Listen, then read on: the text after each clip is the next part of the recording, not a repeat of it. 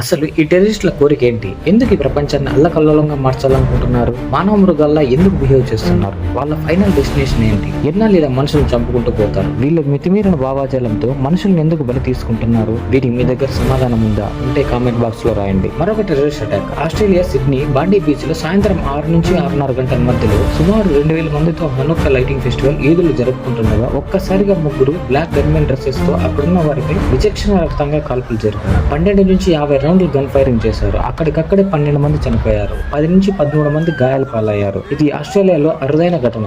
ఎందుకంటే ఇక్కడ అమెరికాలో లాగా కాకుండా గన్ కల్చర్ ని బ్యాన్ చేశారు. అక్కడున్న 43 ఏళ్ల అహ్మద్ ధైర్యం చేసి ఒకటితో గన్ లాక్కున్నాడు. పోలీసుల కాల్పుల్లో ఒకడు చనిపోయాడు. ఇంకొకడిని హాస్పిటల్ కి తీసుకెళ్లారు. వాడి పేరు నవీద్ అక్రమ్, పాకిస్తాన్ సిటిజన్. వాళ్ళు వాడిన గన్స్ కూడా ఆర్మీ వాడే హైలీ అడ్వాన్స్ వెపన్స్, ఎక్స్ప్లోజివ్స్ కూడా క్యారీ చేస్తున్నారు. దీనిని టెర్రరిస్ట్ అటాక్ గా పరిగణిస్తూ Australia president Albanese national high alert emergency meeting ప్రకటించారు. అక్టోబర్ 7, 2023 కూడా ఫెస్టివల్ లో హమాస్ అటాక్ చేసింది. అప్పటి నుండి ఇప్పటి వరకు 2062 ఇన్సిడెంట్స్ ఎంతో మంది జీవ్స్ ని కాల్ చంపారు. మన ఇండియాలో కూడా టెర్రరిస్ట్ అటాక్ జరిగే అవకాశం ఉందని ఇంటెలిజెన్స్ రిపోర్ట్ లో ముంబై, హైదరాబాద్, కోల్కతా నగరాలకి హై అలర్ట్ ప్రకటించింది ఇండియన్ గవర్నమెంట్.